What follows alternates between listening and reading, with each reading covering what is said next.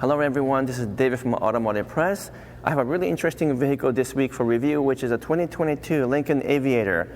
This is a large, full-size luxury SUV with 3 rows of seats, something that North American manufacturers do really well because the Japanese and Koreans produce a different kind of 3-row SUVs.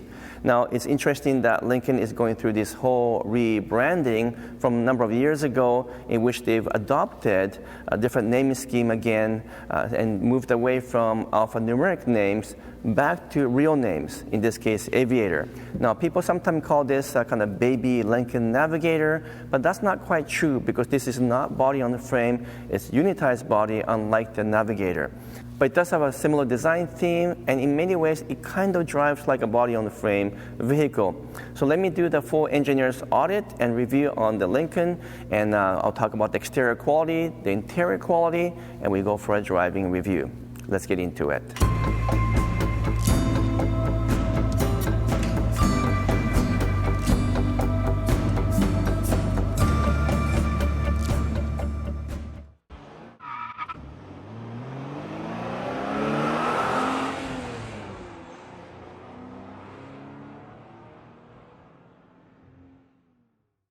Okay, so let's do the engineer's audit to see if the Lincoln Aviator meets my standard as an automotive engineer.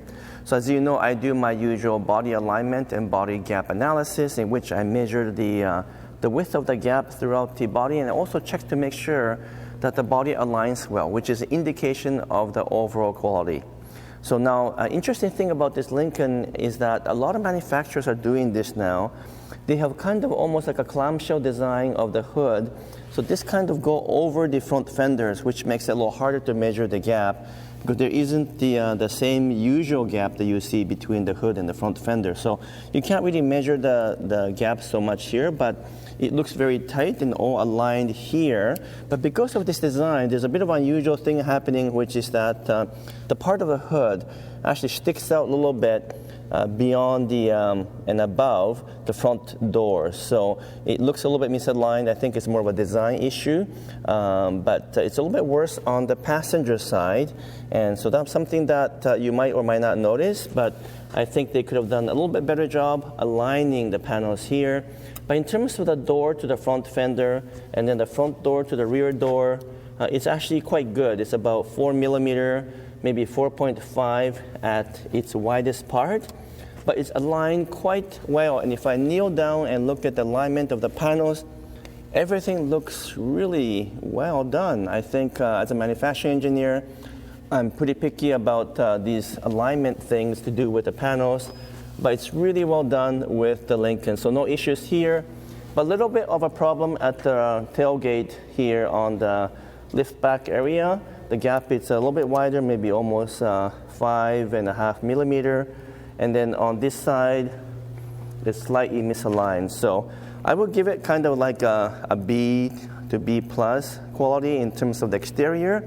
Now let's take a look at the paint job to see if they've done a good job with the paint quality. Now let's measure the paint thickness of the Lincoln Aviator, which is a reflection of the overall paint quality. And you want the paint thickness to be between 100 to 180, 190 microns usually. Thicker the better, but doesn't necessarily mean that thicker the paint, better the quality. It just means that you have more paint to work with. So with Lincoln, I noticed that when I was measuring earlier, it is a little bit thicker than other brands I've come across. This is 140, 139 in terms of the hood, 150 on the front fender, 135 on the front door. You also want to make sure that it's consistent, 139. So it's pretty consistent all the way through. Let's measure one more here, 157. So it ranges between kind of 135 to up to almost 160. So it's about 10 to 20% thicker than other brands I usually measure. So especially Toyota and Japanese products are very keen on reducing the paint thickness for efficiency reasons.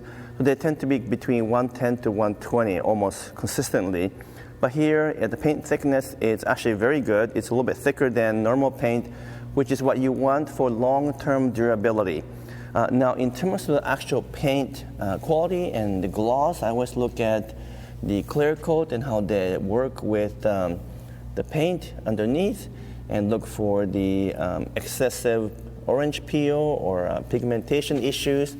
And there is a little bit more orange peel than I like, but this kind of metallic white is very well done. Otherwise, the gloss and the smoothness of the paint is consistent from front all the way to the back. And I haven't really seen any kind of paint defect. Other than that, maybe if they can cut back on the orange peel by another 5%, it will be almost perfect. The gloss is really good. I think there's a little bit more clear coat on this SUV than other models I've seen, and that's why it's contributing to the thicker paint job.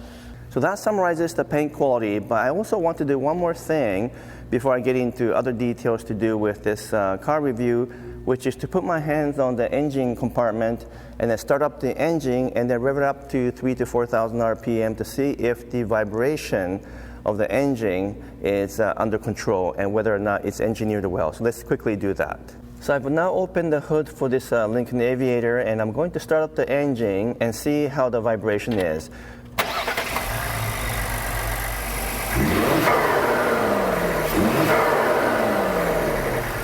All right. As you've witnessed, the engine is actually very refined. It's a 3.0 liter twin turbo V6 engine with a 400 horsepower and 415 pound-foot of torque. And it has, of course, an exhaust valve for the turbocharger, which is what you hear when you step on the gas. But this is not my old hybrid or a hybrid. There is a plug-in hybrid available, but this one is a regular gasoline version.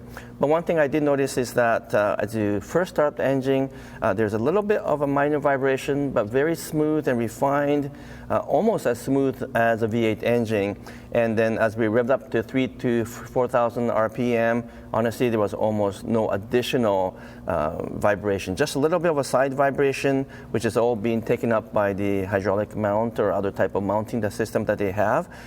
Beautiful engine. I think I'll talk about the driving feel a little bit more later on, but well-designed, well-engineered engine, and I think it's something that reminds you that you don't need a V8 engine to have this kind of performance and refinement.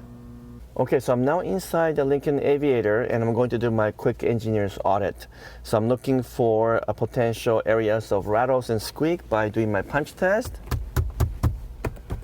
Because usually if I can replicate some of the rattles by doing it this way, it's going to turn out to be an actual squeaks or rattles on the road. But so far, as I went through everything earlier too, all the panels look really well put together. There's no fit and finish issues. The stitching, which sometimes do not line up, it's well done on this Lincoln. And in fact, I would say, as a general comment, the interior of this Lincoln is beautiful. It's one of the strengths of this particular vehicle. Something that sometimes Lexus, I think, fall behind in terms of modernization of the interior. It has a good combination of aluminum finish, leather stitching, different colored plastic components, and thankfully, instead of a glossy black on the center console, we have kind of a mesh style aluminum finish, and that's better for avoiding fingerprints and so forth. So the overall design is beautiful. It's excellent. It's definitely one thing I love about this Lincoln Aviator. And the quality so far has been great. On the road, I don't hear any squeaks or rattles or issues with the components. So the fit and finish is actually really good. I'll give it a solid A. And the seats are actually quite comfortable. I'm not too crazy about the design of the seat. They look kind of old-fashioned, which I think is their intention because they want to bring that some of the retro feel to it. But otherwise, the seats are comfortable. You get all kinds of features, including massage functions and multiple adjustments. As well, I'm just thankful that we have an actual buttons for volume, even for adjusting the tuning of the radio. And the heater and the HVAC controls are all using buttons as well. So I like the simplicity of this, which is something that other manufacturers are not doing anymore. I'm never crazy about the drive selector as a push button because it's also a bit of a reach, so that's something that I think could have been done differently. But otherwise, the interior is comfortable, is refined, and all things being equal for the price, it's actually a darn good interior. Another point to keep in mind though is that this kind of retro design might not be for everyone because the current trend for the automotive interior design is sort of like the Mercedes style or the Tesla style where it's a more of expansive design with lots of panels. So this is more of a traditional look, which means it might not be for everyone. I actually don't mind it because I love this type of a retro look. Also keep in mind that this Aviator has lots of room. It's a big SUV, almost 200 inches long, again based on the Ford Explorer, so interior roominess is excellent. Both the front seats and the second row of seats are very comfortable and lots of space. No one's going to complain about that. And even the third seat is quite usable. It's not for long-term trips perhaps, but the overall packaging and the interior spacing is excellent. Something that perhaps you don't get in the smaller Japanese luxury SUVs, because they tend to focus on design and engineering and manufacturing and not always providing the biggest car you can imagine. So now, while this is not quite as big as a Navigator, I feel like the interior packaging is almost as good. And so if you like lots of room and you like more of a traditional design, you're going to love the interior of the Lincoln Aviator. So now I'm on the road with the Aviator, and this is when you notice the biggest difference between something like this and maybe a Japanese or Korean brand competitors, because Genesis GV80 or let's say Lexus RXL are very different type of vehicles from this one, because I think the Aviator engineers or designers really try to calibrate this vehicle to mimic what the Navigator is. Again, this is not a body on frame, it's a unitized body, very much like the Ford Explorer, but the feel of the drive, the suspension, the feel of the steering are all kind of like a body on the frame feel, with a very isolated feel because of the air suspension, and very comfortable and quiet. And whereas the Japanese vehicles are a little bit more engaging in some way and not as floaty, not as luxurious as the Lincoln Aviator. But having said all that, I think the best part of this Lincoln is the engine. Most of us old-timers love the V8 engine feel, and of course we can still get a V8 engine with many of the Ford Lincoln products. But you know what? This 3.0 twin-turbo V6, it's a marvelous engine. It has 400 horsepower and a 415 pound-foot of torque. But most important of all, when you step on the gas, and you can't do too much of that here in the city limits, it just goes.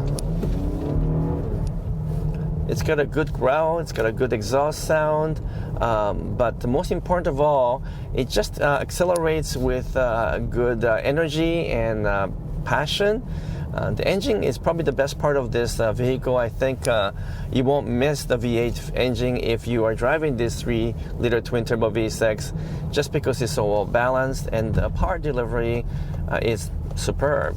Now, while the suspension is comfortable and refined under most circumstances, I do find it loses composure when it's bumpy road. In fact, it's a little bit loud, and the feeling over the bumpy road is immediate and a little bit surprisingly noisy. I think it has a lot to do with the selection of the tires and wheels, which are 22 inches on this particular model, so it's very low profile tires, and they've chosen to use Goodyear Eagle Touring, which is not a bad tire, but it can be pretty bumpy and maybe not the best selection for this particular vehicle, because it kind of communicates everything from the road. Now, that means that the handling is actually quite good, and the cornering is better than expected because it stays pretty flat, and you can drive around twisted turns with a kind of aggressive fashion, and it's totally fine.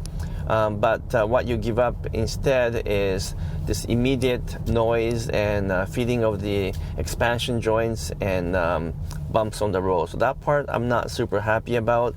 But it is surprisingly athletic. It's a huge SUV, so you think it's very floaty and it's very soft, but it's surprisingly stable around corners, basically. So I think you might enjoy driving this more than you think, but you might feel that the ride is a bit compromised compared to something like a Lincoln Navigator, which of course has an advantage because it's a body on the frame, so it has much more of an isolation from the road. Other than that, everything else about this Lincoln Aviator in terms of ride, the engine, the suspension, and transmission is really well done. The 10-speed automatic is well calibrated. It shifts with absolute refinement and smoothness. And so those are all good points.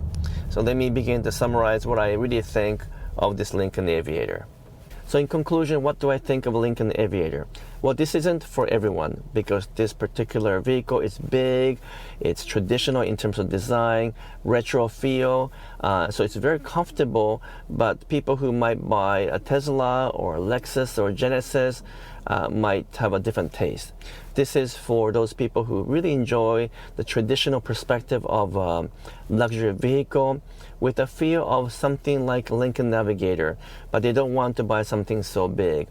So this one is a bit of a compromise for those people who want everything to do with a full-size luxury SUV, but they don't want a big V8 engine and they don't want a body-on-the-frame design, which makes it bulky and very large. So this is more compact, it's a little bit more efficient, more modern in design, but you get the feel of a larger SUV like the Navigator or even Cadillac Escalade. I think it's a beautiful design inside and out. It's meant for those people who really cherish and enjoy good old-fashioned American feel with modern touches. I give a solid A for engineering of the powertrain, and also solid B plus for quality for the exterior and interior. So I really enjoy driving this thing, but perhaps it's not for everyone. So that's it for now, folks. I hope you enjoyed my review. A lot more to come your way. I'm signing off for now. Thank you so much.